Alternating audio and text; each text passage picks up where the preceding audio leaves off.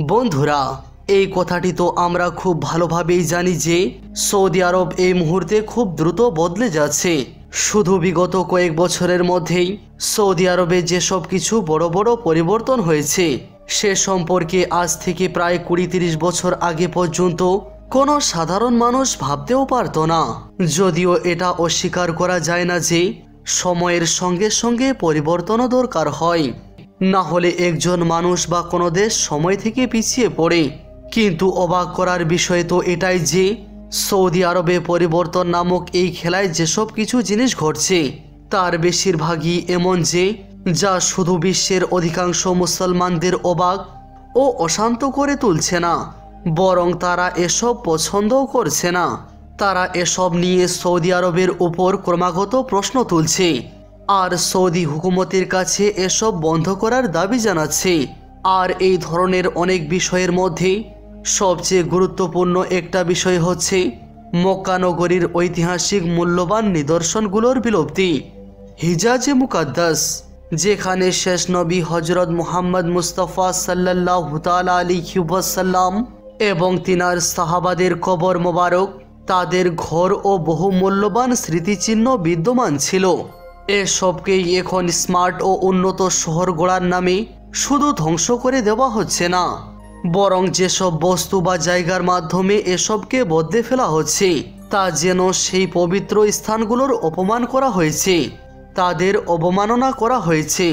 Report অনুযায়ী ইসলাম ধর্মের সবচেয়ে পবিত্র নগরী মক্কা প্রায় 95% ঐতিহাসিক ঐতিহ্য হারিয়ে ফেলেছে। মানে তার মূল্যবান ইতিহাস ও স্মৃতিচিহ্নগুলোর 95% ধ্বংস হয়ে গেছে।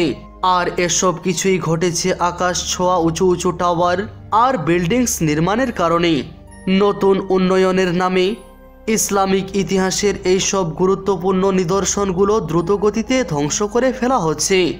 এর মধ্যে রয়েছে পুরনো মসজিদ, অনেক সাহাবায়ে কেরামের কবরের চিহ্ন, এমনকি তাদের ঘরবাড়ির চিহ্ন।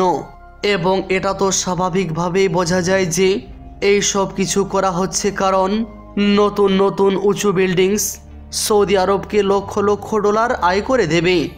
যদিও আমরা সবাই জানি অন্যদিকে ইসলামিক ঐতিহাসিক নিদর্শনগুলো সৌদি আরবকে আর্থিকভাবে কিছুই এনে দিতে পারবে না।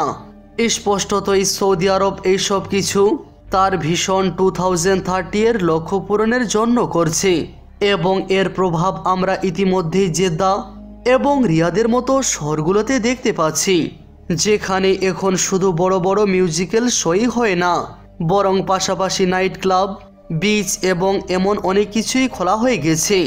মোহাম্মদ বিন সালমান তো নিজেই তার ইন্টারভিউগুলিতে একথা বলে থাকেন যে তিনি খুব শীঘ্রই সৌদি আরবকে দ্বিতীয় ইউরোপ বানিয়ে ফেলবেন।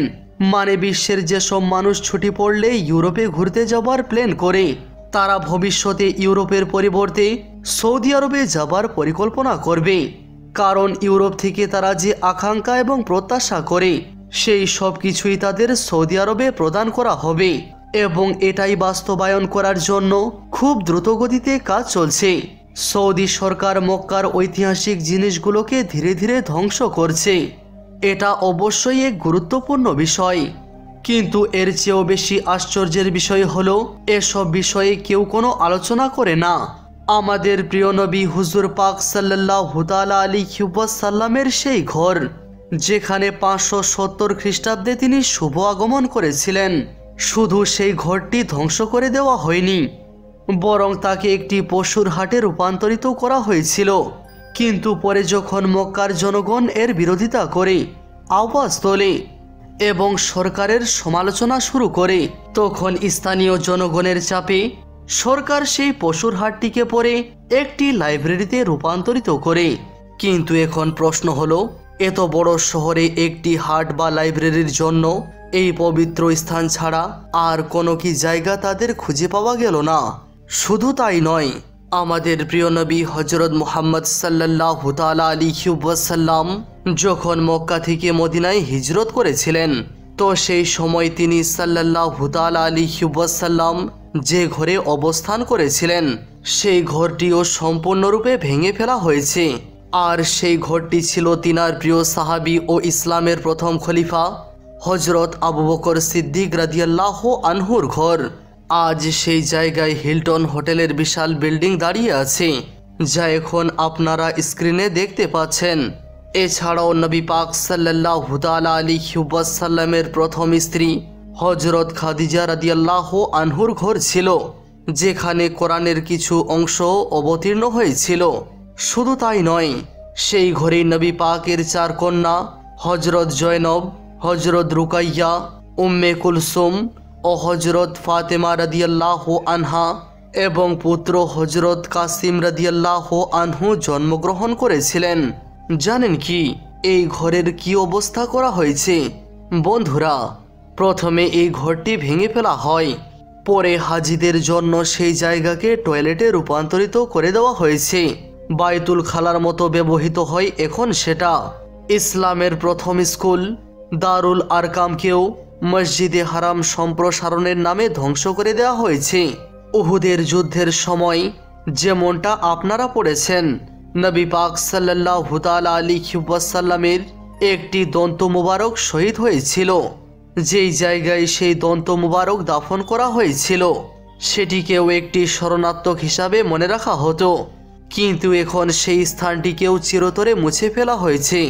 জমজম কূপের উপরের মেহরাব হোক কিংবা বাইতুল হুজন, যেখানে হজরত ফাতেমা রাদিয়াল্লাহু আনহা নবী পাক সাল্লাল্লাহু তাআলা আলাইহি ওয়াসাল্লামের পর্দার পর ইবাদত করতেন, তিনাকে স্মরণ করতেন, সেই ঘরের উপর একটি গম্বুজ ছিল। শিয়া মুসলমানেরা এই জায়গাটিকে অত্যন্ত পবিত্র মনে করে জিয়ারত করতে আসতো, আর তাই সেই গম্বুজকে ধ্বংস করে দেওয়া হয়েছে।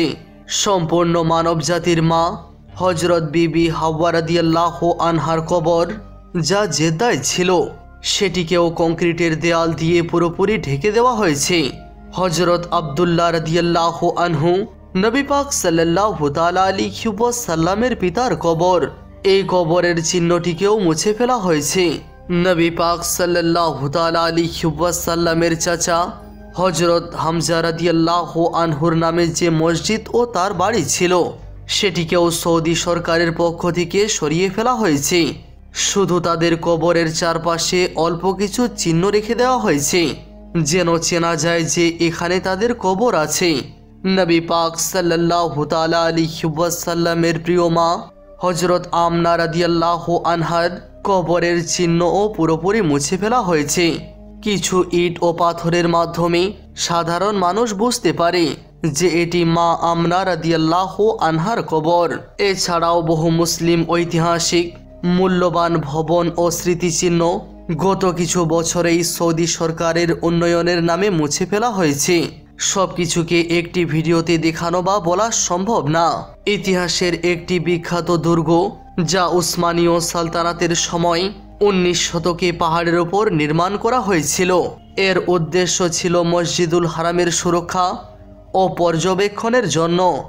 যদিও স্থানীয় সৌদি নাগরিকরাও এ বিষয়ে সচেতন এবং তারাও খুবই চিন্তিত, কিন্তু সরকারের সামনে তারা কী বা করতে পারে? মজার বিষয় হলো, এদিকে সৌদি আরব ইউরোপকে নকল করে আধুনিকতা অর্জনের চেষ্টা করছে, বড় বড় ভবন বানাচ্ছে, কিন্তু ইউরোপ থেকে এই শিক্ষা নিচ্ছে না যে কিভাবে নিজের ইতিহাস সংরক্ষণ করা হয়।